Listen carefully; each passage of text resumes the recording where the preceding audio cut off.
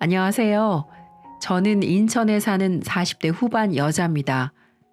저는 얼마 전 배신을 당했어요. 배신을 한 사람은 20년 가까운 세월 동안 함께 산 남편이고요. 네, 남편은 바람을 피웠어요. 그것도 제 고등학교 동창과 말이죠. 어쩌다 이토록 우라통이 치미는 일을 겪게 됐는지 사연 보내볼게요. 저는 어릴 적 굉장히 가난했어요. 속된 말로 흙수저라고 하죠. 얼마나 가난했는지 저희 아버지는 제게 중학교까지만 졸업하라고 하더군요. 다행히 할머니의 만류 덕분에 고등학교에 진학할 수 있었지만요. 고등학교에 진학하게 된 저는 이를 악물었습니다. 가난한 집안 형편을 극복하기 위함이기도 했고 저를 고등학교에 보내지 않으려던 아버지에게 보여주기 위한 것이기도 했죠. 그만큼 간절했거든요. 그렇게 되니 아버지도 저를 인정하시더라고요. 물론 제가 공부만 한 건 아니었어요. 공부를 열심히 하는 와중에도 교우 관계는 원만했습니다. 그 중에서도 가장 친한 친구는 짝꿍인 선이었어요. 선이는 피부도 하얗고 얼굴도 참 예쁜 아이였습니다. 공부를 잘 못하긴 했지만 예쁘게 태어나서 시집갈 걱정은 하지도 않았죠. 예쁜 얼굴을 가지지 못한 저는 선이가 참 부러웠어요. 그렇게 단짝이었던 선이가 내 뒤통수를 칠 줄은 그때는 상상조차 못했었네요. 아무튼 그런 학창시절을 졸업한 후 저는 중견기업의 사무직원으로 취직하게 되었어요. 고소득이라고 할 수는 없지만 또래 여자애들보다 월급이 높았기에 기분이 좋았죠. 그렇게 몇 년 뒤 소식이 들려왔어요. 단짝 친구 선이가 결혼을 했다는 소식이었습니다. 20대 초반의 결혼이라니 친구들은 엄청 놀랐지만 남편의 재력을 듣고는 그럴만하다며 고개를 끄덕였어요. 남편의 직업이 의사인데다가 시아버지 직업 또한 병원장이기 때문이었죠. 친구들은 선이를 부러워했습니다. 예쁜 얼굴 가지고 시집 잘 갈 것 같다고 생각하긴 했지만 실제로 잘 가게 되니 엄청나게 부러웠던 거죠. 그렇게 몇 년 후 회사 생활을 하던 저 역시 결혼을 하게 됐어요. 남편은 저희 회사 과장으로 평범한 능력을 가진 사람이었습니다. 남편을 많이 사랑한 덕분인지 신혼생활과 동시에 아이가 덜컥 생겨버리더군요. 그래서 어쩔 수 없이 일을 그만두게 돼 전 육아에 전념하기로 했습니다. 그러던 어느 날 남편이 제게 중요하게 할 말이 있다면서 충격적인 말을 꺼내더군요. 진지하게 말을 꺼냈어요. 여보, 나 회사 이번 달까지만 다니려고. 어? 그게 무슨 소리야? 박 부장 있지? 이번에 명예퇴직 당하셨어. 이제 내 차례도 언제 올지 몰라. 그러니까 잘리기 전에 그만두고 내 사업 시작하려고. 사업? 무슨 사업을 하려고? 내 친구 영식이 알지? 걔가 몇 년 전에 회사 나와서 치킨집을 차렸거든? 근데 그게 대박이 나서 이번에 3호점 했더라고. 그 자식도 했는데 나라고 못할 거 있어? 나도 치킨집 한번 차려서 대박 한번 내보게 해. 여보, 사업을 하는 거야 좋은데 왜 하필 요식업이야? 당신이 나랑 결혼하고 주방 한번 들어와 본 적 있어? 그런 것도 아니면서 회사 다니던 사람이 어떻게 갑자기 치킨집을 차려? 저는 남편을 만류했어요. 하지만 한 번 사업에 꽂힌 남편을 말리기는 정말이지 쉽지가 않더군요. 결국 남편은 퇴사를 한 후 퇴직금과 살고 있는 집을 담보로 대출을 받아 치킨집을 크게 차렸습니다. 솔직히 못 믿어왔지만 남편이 하는 일이라 잠자코 지켜봤죠. 그런데 이 사람이 시간이 아무리 지나도 월급을 도통 가져다 주지 않더군요. 대체 왜 생활비를 주지 않냐고 물어도 투자금으로 썼으니 일단 있는 걸로 버티라고 하더군요. 하지만 그게 6개월이 지나가자 저는 결국 한 소리를 하고 말았어요. 당신 대체 뭐 하는 거야? 아니 돈을 그렇게 끌어다가 가게를 차렸으면 무슨 얘기가 있어야 할 거 아니야. 내가 지금 뭐 큰돈 달래? 그냥 생활비만 달라는 거잖아. 근데 왜 아무 얘기도 없는 건데? 나는 그렇다고 쳐도 애는 어떡하라고? 제가 굶는 건 괜찮아도 제 아이가 굶는 건 참을 수 없던 저는 그동안 참아왔던 분노를 폭발시켰어요. 하지만 남편은 알겠다는 말만 반복하더군요. 그렇게 재촉하면 일이 더 안 풀린다는 얘기만 하고요. 하지만 6개월 뒤 남편은 가게를 폐업했다는 소식을 전하더군요.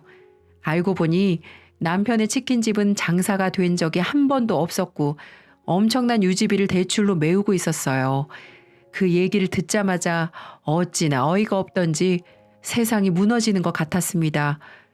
그동안 남편을 철석같이 믿고 가게 사정을 들여다보지 않던 제 자신이 참 바보처럼 느껴지더군요. 아무튼 그렇게 저희는 빚더미에 앉게 되었어요. 빚 독촉을 하는 고지서는 매일매일 쌓여가는데 남편은 집에서 소주만 연거푸 들이키더군요.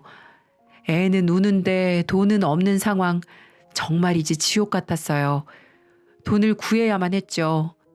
하지만 대출이 쌓여있는 상황에서 제게 돈을 빌려줄 기관은 없었어요. 그런 상황에서 떠오른 게 고등학교 동창 선이었습니다.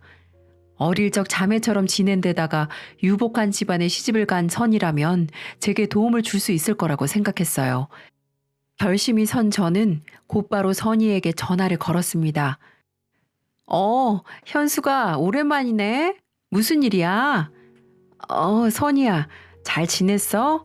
사실 다른 게 아니라 갑자기 연락해서 이런 말 하는 게 갑작스럽다는 거 너무나 잘 아는데 내가 너무 힘들어서 미안하지만 나 딱 200만 원만 빌려줄 수 있을까? 이번에 남편이 가게를 정리해서 빚이 많은데 당장 생활비가 없어서 이렇게 부탁 좀 할게. 저는 간절한 심정으로 선이에게 부탁했어요.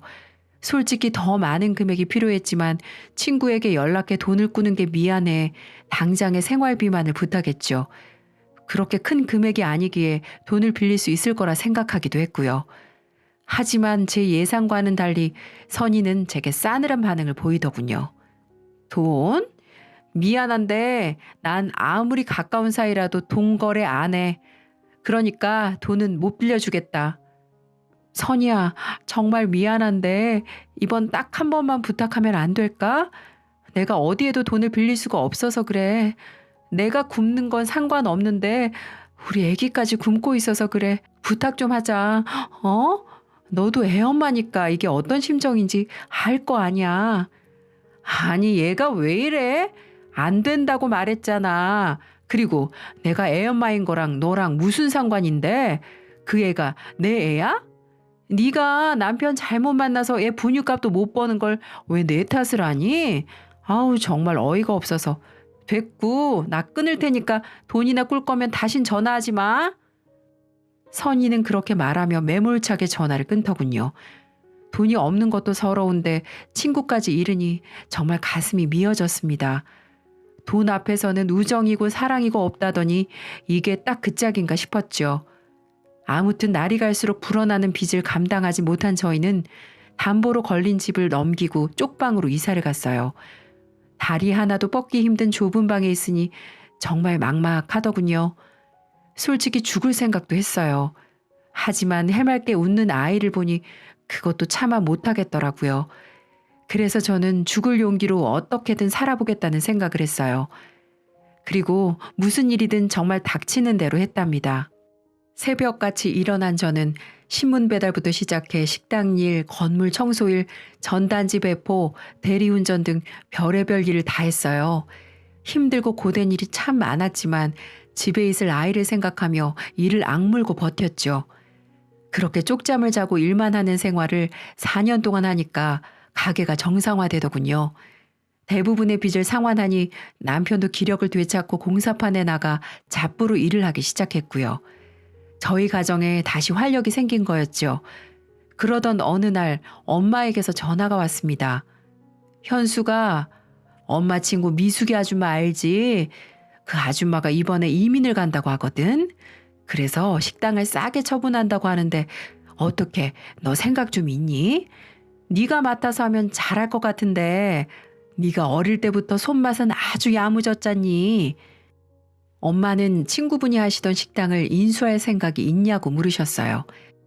생판 모르는 가게였다면 그냥 거절했겠지만 저 역시 어릴 적부터 자주 가던 곳이라 어쩐지 솔깃하더군요. 그 가게는 지역의 맛집으로 장사가 꽤 잘 되던 자리였거든요. 일단 전화를 끊은 저는 남편에게 상의했어요. 여보, 우리 엄마 친구분 중에 왜 미숙 아줌마 알지? 그분이 이번에 이민을 가시는데 가게를 급하게 처리하느라고 싸게 넘기시는 모양이야. 그래서 내가 거길 좀 맡아서 해보고 싶은데 어떻게 생각해? 그래, 잘 됐네. 지금껏 당신 고생만 했는데 당신 이름으로 된 가게 하나 정도는 있어도 나쁘지 않지. 걱정 말고 당신 하고 싶은 대로 해. 내가 투잡을 하든 쓰리잡을 하든 어떻게 해서라도 뒷바라지 할 테니까. 남편은 몇 년 전에 치킨집을 말아먹은 것에 대해 보답하고 싶다며 제게 가게를 맡아서 해보라고 했어요. 남편의 말에 용기를 얻은 저는 엄마에게 전화를 걸었고 가게를 인수하겠다고 말했습니다. 그렇게 가게를 인수한 저는 무슨 메뉴로 가게를 운영할지 고민하다가 제가 가장 자신 있는 집밥을 테마로 백반집을 차렸어요. 한국 사람 중에 백반 싫어하는 사람은 없으니까 실력만 제대로 발휘하면 성공할 수 있을 거라고 생각했죠. 그리고 제 생각은 제대로 적중했습니다. 오픈 첫날부터 사람들이 몰리더니 나중에는 줄을 설 정도로 손님들이 몰리더라고요. 그땐 정말 정신없이 일했네요. 자연스럽게 돈도 엄청나게 벌었고요. 퇴근하고 나서 정산을 하면 이게 정말 내 돈인가 싶을 정도로 어마어마한 돈을 벌곤 했어요. 하지만 저는 절대로 자만하지 않았습니다. 한 번 망해봤기에 다시는 그 지옥으로 돌아가고 싶지 않았거든요. 그렇기에 저는 몰려드는 손님들을 응대하기 위해 최선을 다했어요. 그렇게 7년 정도를 일하니까 예전에 사무직으로 일했을 때는 절대로 벌 수 없는 금액이 통장에 쌓여 있더군요. 그만큼 가게가 잘 되었던 거죠. 하지만 저는 그래도 마음을 놓지 않았어요. 제 아이가 배고파서 울던 때로 돌아갈 수는 없었거든요. 그렇게 저는 모든 돈을 탈탈 털어 3층짜리 상가 건물을 매입했습니다. 서울은 아니지만 나름 수도권에 제 이름으로 된 건물을 샀다는 게 정말 기뻤어요. 몇 년 전에 쪽방에서 셋이서 자던 시절이 생각나는 바람에 눈물도 참 많이 흘렸네요. 아무튼 건물주가 된 저는 백반집을 운영함과 동시에 건물을 관리했죠. 그러던 어느 날이었어요. 2층 세입자한테 볼 일이 있어서 계단을 오르는데 건물 청소부가 대걸레로 복도를 열심히 닦고 있더군요. 수고 많으십니다. 저는 고생하시는 분께 인사를 하고 올라가려 했어요. 그런데 얼핏 본 청소부의 얼굴이 낯익다는 생각이 들더라고요. 저는 계단을 오르던 발걸음을 멈추고 뒤를 돌아보았죠. 건물 청소부는 제가 보는 줄도 모르고 열심히 걸레질을 하고 있었고요. 저게 누굴까 하고 생각하던 저는 건물 청소부의 정체를 알아보고 깜짝 놀라고 말았습니다. 너 설마 선이? 건물 청소부의 정체는 다름 아닌 선이었어요. 청소복장에 화장조차 하지 않아 긴가민가 했지만 확실히 선이더군요. 현수가. 열심히 대걸레질을 하던 건물 청소부, 아니 선이는 저를 바라보며 놀란 표정을 짓더군요. 저는 그런 그녀에게 물었어요. 선이 네가 여기에서 왜 건물 청소를 하고 있는 거야? 저는 이 상황이 도무지 이해가 되지 않았어요. 금수저 의사 남편을 만나 사모님 소리를 들으며 살고 있어야 할 선이가 건물 청소를 하고 있기 때문이었죠. 남편이랑 이혼하는 바람에 그렇게 됐어. 알고 보니 선이는 의사 남편과 이혼을 했다더군요. 사유는 말해주지 않았지만 남편 욕을 하지 않는 걸 보니 자신의 잘못으로 갈라선 듯 했어요. 그나저나 현숙이 너는 여기 웬일이야? 혹시 이 가게에서 장사해? 아니, 여긴 그냥 내 건물이야. 뭐? 건물? 이 건물이 진짜 네 거라고? 선이는 이 건물이 제 거라는 사실을 믿지 못하겠는지 같은 질문을 몇 번이나 하더군요. 저 역시 같은 답변을 몇 번이나 해주었고요. 제 건물이라는 걸 믿게 된 선이의 얼굴이 파리하게 질리더군요. 자신은 남편에게 이혼을 당해 건물 청소나 하면서 힘들게 사는데 친구인 저는 건물주가 되어 이렇게 잘 살고 있었으니까요. 솔직히 저 역시 비슷한 감정을 느꼈습니다. 의사 사모님으로 떵떵거리며 살 줄 알았던 선이가 저렇게 초라하게 살고 있는 모습을 보니 마음이 안 좋더라고요. 일전에 돈을 빌려달라고 했을 때 매몰차게 거절했던 게 잊혀질 정도로 선의가 안쓰러웠죠. 아무튼 저희는 그렇게 인사를 하고 헤어졌어요. 저는 바쁜 백반집으로 돌아가야 했고 선의는 자신의 일인 건물 청소를 열심히 해야 할 테니까요. 저는 건물주가 되어서도 백반집과 건물 관리를 소홀히 하지 않았습니다. 비록 3층짜리밖에 안 되는 작은 건물이지만 제 희망이었기 때문이었죠. 저희 집안을 일으켜준 가게인지라 손님들에 대한 의리로라도 게을리 운영할 수는 없었어요. 그러던 어느 날 남편이 제게 묻더군요. 여보, 혹시 건물 청소하는 사람이 당신 동창이야? 내 동창이야. 전에 왜 내가 말했었지? 20대 초반에 의사한테 시집간 선이. 기억하지? 근데 그분이 이번 월급 좀 가불해달라는데 어떡하지? 월세가 많이 밀려서 부탁 좀 한다던데. 남편에게 월급을 가불해달라고 했다는 선의의 부탁에 저는 고민했어요. 10년 전에 제 부탁을 거절했던 선의가 생각났기 때문이죠. 하지만 똑같이 굴면 똑같은 사람이 된다는 생각에 저는 가불해 주라고 했습니다. 하지만 호의가 계속되면 권리가 된다고 가불은 한 번으로 끝나지 않더군요.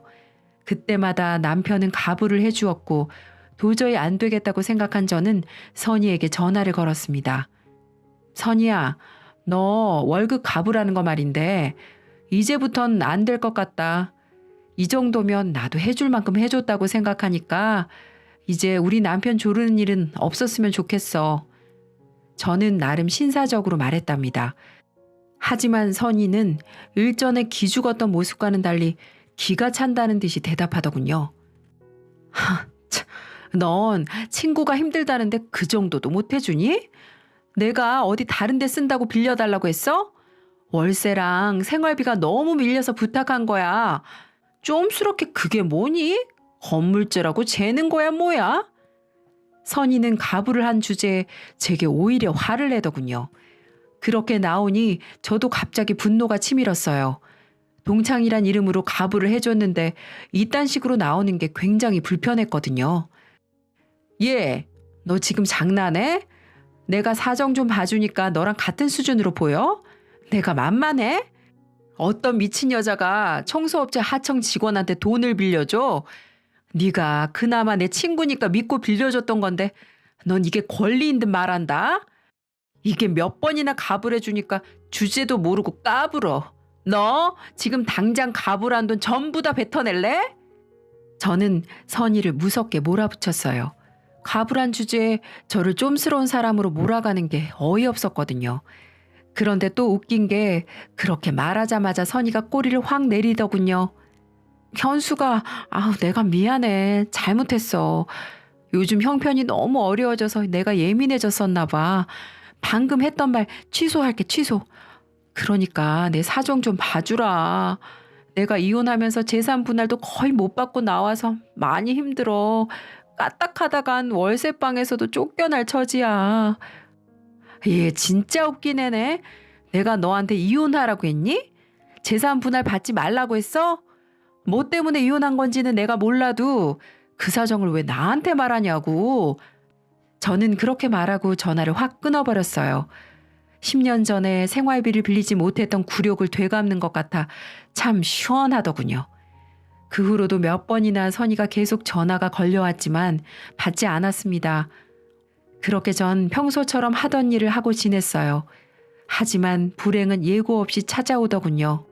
지금 다시 생각해도 손발이 벌벌 떨릴 정도로 화가 나네요. 저는 평소처럼 가게를 마치고 집으로 돌아와 집안일을 하고 있는데 남편이 이상할 만큼 어느 날부턴가 한밤중에 건물에 볼 일이 있다면서 밖에를 다니기 시작하더라고요. 그래서 물어봤죠. 여보, 낮에 하지 뭐하러 밤에 건물을 가? 할 게 뭐 있다고. 그냥 밤에는 쉬고 낮에 볼 일 보면 되지. 저는 어차피 보안 시스템이 완비된 건물을 뭐하러 둘러보나 싶어 잠이나 자라고 했어요. 하지만 남편은 밤에도 건물 관리를 게을리할 수 없다며 꾸역꾸역 나가더군요. 처음에는 그냥 그런가 보다 했어요. 하지만 하루 이틀 그렇게 나가는 걸 보니 나중에는 자꾸만 의심이 들기 시작하더군요. 그래서 전 나를 잡고 남편의 뒤를 밟아보기로 했답니다. 그렇게 조용히 뒤를 밟으니 남편은 정말 건물로 들어가더군요. 정말 건물이 걱정되어서 그랬나 보구나 하고 생각했던 저는 일단 끝까지 확인하자는 생각에 남편이 들어간 지 10분 후에 조용히 건물 안으로 들어갔어요. 그리고 남편은 로 어떤 여자와 들어가더라고요. 그리고 가만히 안을 들여다봤는데 전 그 광경을 보고 충격을 받고 말았습니다. 남편은 어떤 여자와 진한 스킨십을 하고 있는 거예요. 그리고 또 한 번 놀라웠던 사실은 남편과 붙어먹고 있는 여자가 바로 내 친구 선이었어요. 전 그 정체를 알고 정신이 혼미해서 뒤로 쓰러질 뻔했습니다. 어떻게 다른 사람도 아니고 학창시절 함께 다닌 친구랑 그년과 그런 짓을 할 수가 있는지 전 남편과 선이 그 더러운 짓을 보고 분노해서 득달같이 그 안으로 달려들어갔어요. 이 짐승 같은 것들이 지금 내 건물에서 뭐 하는 짓들이야? 나이 처먹고 할 짓거리가 그렇게 없어서 이런 곳에서 더러운 짓거리를 해? 그리고 선이 너 오늘 잘 걸렸다. 라고 말하며 전 그년의 머리채를 잡기 시작했어요. 그리고 남편 놈도 뺨을 후려치기 시작했고요. 선이는 제게 여기저기 끌려다니며 울고불고 잘못을 빌었고 남편 또한 무릎을 꿇으며 용서를 빌었습니다. 하지만 이런 상황에서 바보같이 용서를 해주는 등신이 어디 있을까요? 저는 계단에 있던 빗자루를 들어서 남편과 선이를 후려쳤습니다. 먼지가 잔뜩 묻은 시커먼 빗자루였지만 상관없었어요. 지금은 저 몰래 불륜을 저지른 더러운 것들을 심판하는 게 더 중요했으니까요. 이것들에게 가만히 들어보니 건물을 관리하는 남편과 건물 청소를 하는 선이는 서로 마주칠 일이 많았고 남편은 선이가 제 친구라는 사실을 알고 친절하게 더 대해주다가 서로 저 몰래 밖에서 술 한잔하다 눈이 딱 맞았다고 하더군요. 매일같이 선머슴 같은 마누라만 보다가 곱상하게 생긴 선이를 보니 머리가 헷가닥 돌았던 걸까요? 남편 놈은 저와 부부관계 안 한 지도 오래되긴 했었어요. 하지만 설마 그런 표출을 친구 선이에게 향할 줄은 꿈에도 몰랐습니다. 나이 먹으면 정신력, 의지력이 다 떨어진다고 하더니 그 말이 딱 맞는 것 같았어요. 거의 30분을 팬 저는 앞으로 각오하라고 말하고는 건물을 나왔습니다. 그리고 밤 늦은 시간임에도 시댁에 전화를 걸어 남편의 만행을 고발했어요. 이혼하겠다는 말을 덧붙였고요. 날이 밝자마자 시어머니는 제게 찾아와 용서를 구하시더군요. 아가, 자식 잘못 키운 다 내 잘못이다. 저 녀석이 부인 잘 얻은 것도 모르고 헛짓거리를 했어. 미안하다 미안해. 그러니까 제발 날 봐서라도 참아주거라. 시어머니는 제게 비셨지만 저는 남편을 용서할 수 없었어요. 그리고 곧장 이혼을 강행했죠. 어차피 대부분의 재산은 제 명의인데다가 자식도 다 커서 이혼을 꺼릴 이유는 없었어요. 저는 거액의 돈을 들여 이혼 소송을 벌였습니다. 남편은 아무리 그래도 이혼만은 안 된다며 버티더군요. 제가 이혼 소송을 진행하니 거머리처럼 매일같이 찾아와 무릎 꿇고 잘못을 빌다가도 제가 강하게 거절을 하면 자기 마음대로 상황이 돌아가지 않으니까 언제 그랬냐는 듯 제게 와서 물건을 부수기도 했어요. 누가 봐도 조울증 환자로 보였죠. 그래서 전 남편이 물건을 부수고 위협하는 장면들을 찍어서 접근 금지 명령 신청을 했고요. 제 근처에는 오지도 못하게 만들었습니다. 그리고 그 이후 남편의 시를 아예 말려버리기로 결심을 하고 실행을 했습니다. 먼저 매달 시어머니에게 드리는 용돈 80만 원도 바로 끊어버렸고 2년 전에 내 돈으로 마련해드린 시어머니의 집도 부동산에 내놨어요. 어머님이 살아생전에 편히 사시라고 마련해준 집이지만 어차피 집 명의는 제 이름으로 해놓은 거라 가능했던 일이었죠. 그리고 남편이 타고 다니는 벤츠 승용차 신용카드도 처분하고 아예 정지를 시켜버렸습니다. 그걸 팔아버리니 전화해서는 소리를 꽥꽥 지르고 난리 부르스를 치더군요. 하지만 전 눈 하나 꿈쩍 안 했습니다. 어차피 내 재산 그대로 돌려받은 것뿐이니까요. 남편이 어차피 신용불량 인생이었기에 사회생활 할 수 있는 모든 것들은 저를 통해서만 할 수 있었는데 아무것도 못하게 제가 두 손 두 발 다 묶어버린 거였죠. 과거에 한 번 남편 신용불량 풀려고 한 적이 있었는데 남편이 그러더라고요. 어차피 당신이 있는데 뭐하러 그렇게 해. 당신 명의로 생활하면 되지 라고 말이죠.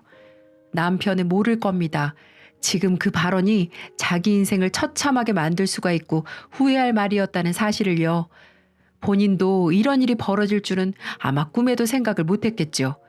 남편은 어느 날 전화를 해서는 서럽게 울면서 말하더군요. 진짜 당신 무섭다. 꼭 이래야겠어? 아무리 그래도 어머님 집은 사실 때까지 살게 해드려야지. 지금 당신이 집을 판다는 소리를 듣고 한숨도 못 주무시고 있어. 내가 이렇게 부탁할게. 다른 건 다 막더라도 어머니 집만은 살 수 있게 해줘. 라면서 다 자기 때문에 어머니가 길거리에 나앉게 생겼다면서 울기 시작하는데 차마 들어줄 수가 없었어요. 아이고 이 사람아 다 자업자득이야.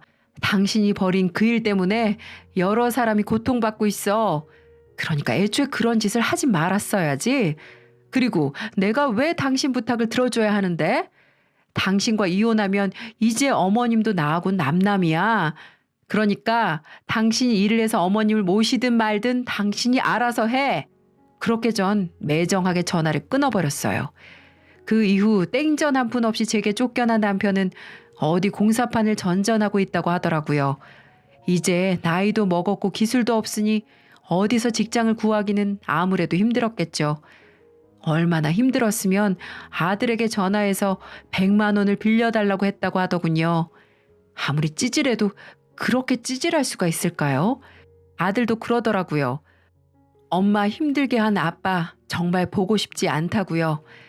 한순간에 마누라도 잃고 자식도 잃은 남편, 전 전혀 불쌍하지도 않았네요. 오히려 속 시원하고 고소했어요. 지금은 그렇게 이혼 소송 중에 있습니다. 남편이 재산 분할을 요구하는 바람에 시간이 생각보다 길어지고 있네요. 그래도 어떻게든 전 재산을 지키려고 해요. 다른 사람도 아닌 제 친구랑 바람핀 남편, 전 절대 용서할 수 없으니까요. 모든 걸 알아보니 그동안 선이가 가불에 갔던 건 선이가 힘들게 살고 있었던 걸 알고 있었던 남편이 선이에게 도움을 주기 위해 가불을 핑계로 제게 돈을 요구했었던 거였어요. 저는 선이에게도 철퇴를 내렸어요. 선이에게 따로 위자료 소송을 걸어서 2천만 원을 배상하라는 판결을 받았습니다.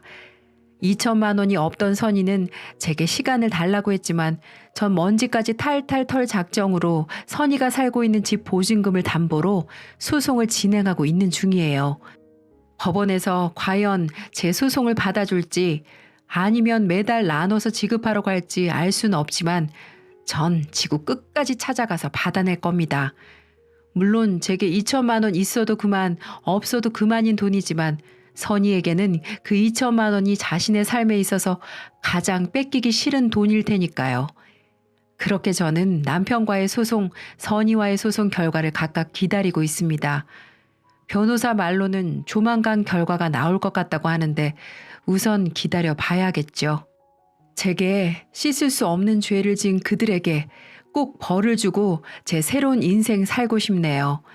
남의 눈에 눈물 나게 하는 사람들은 응당 벌을 줘야 이치에 맞는 거라는 생각이 드니까요. 다들 이 힘든 시국에 조금만 더 힘내시고 우리 모두 활짝 웃을 수 있는 그날까지 아무쪼록 건강하고 좋은 일만 가득하시길 바라봅니다. 지금까지 제 사연 들어주셔서 감사합니다.